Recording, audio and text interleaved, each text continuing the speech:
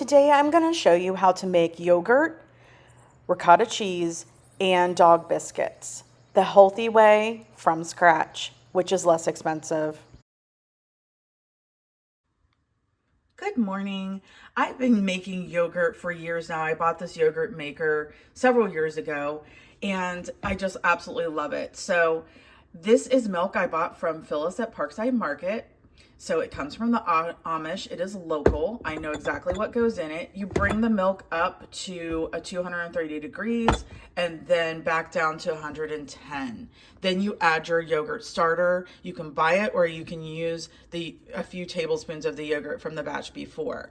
I then strain the whey off of it because I like mine as a Greek yogurt, which is just with the whey strained off. This is very versatile. You can add a little cream to it to make sour cream out of it. You can, put it on lots of things. So I absolutely love it. Then it costs about, I'm going to say $3 to make it, and it replaces my yogurt and my sour cream. So there's the plastic that goes away. I don't have that plastic anymore. And it is half the cost of what I would buy. It was less than half the cost of what I would buy this much yogurt in the store. So again, I know what the ingredients are. They are local ingredients and it is half the cost, and I saved on the plastic. I will use the whey. I will save that and put that on Copper's food. It is really good for his skin and his coat and his joints even. So I don't waste anything. I use it. Good morning again. I'm making ricotta cheese with that milk and cream from Parkside Market from Phyllis. Oh my gosh.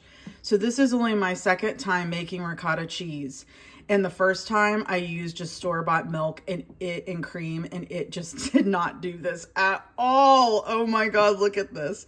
I am so giddy right now. The last time I worked for a good hour putting more vinegar in it because I ran out of lemon juice, fresh squeezed lemon juice. Oh my gosh, look at this. This is going to be amazing. I highly recommend. This took me 10 minutes, you guys. I highly recommend getting local milk that doesn't have all the preservatives in it. Oh my gosh. This is going to be amazing. This ricotta cheese will last me forever and cost me $3. It cost a good $5.50 in the store just for Kroger brand.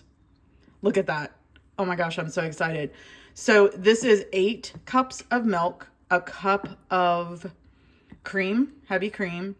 It is half a teaspoon of salt and 5 tablespoons of fresh squeezed lemon juice. You bring it to a simmer, turn it on low, and then you pour in the lemon juice, and then it does this. It's amazing. Now what I have to do is, again, strain this for an hour. It'll hang. Strain the whey off of it. I'm going to have so much whey. Oh my goodness, look at this. Okay, I'll show you the end result. Here is the ricotta cheese once I poured it onto the cheesecloth. Now it will sit for a good hour, and then I'll squeeze the rest of the whey out of it and then try to find a container to put my whey in, because it is like gold as well for plants and your pets. So I'll show you the final product when I get it finished. Here is the finished product, my finished ricotta cheese. This was after it hung with the cheesecloth for an hour, and then I squeezed out the excess, and now it's going in the fridge.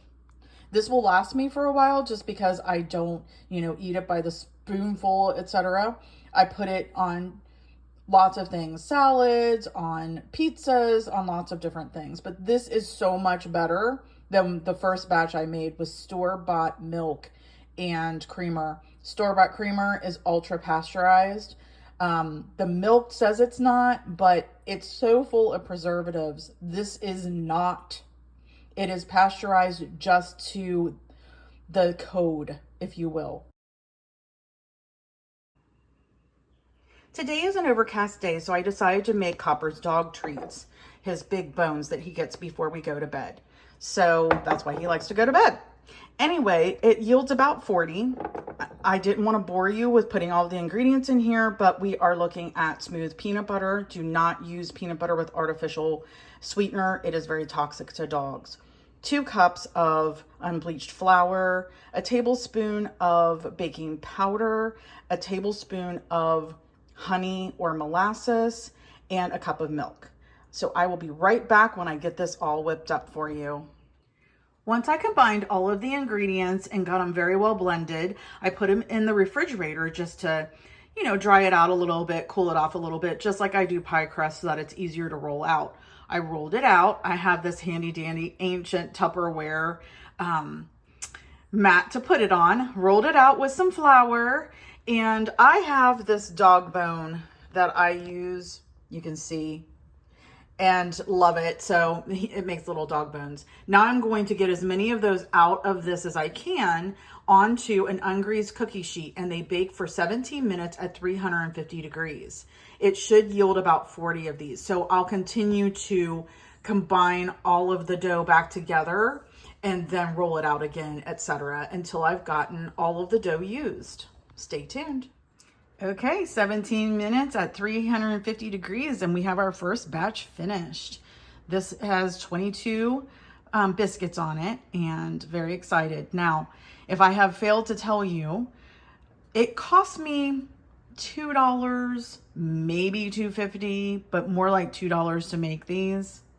And if I was to buy these in the store, it would be well over $5. By the time you buy a box of, let's say, the milk bones this size, you're looking at least $5, if not more.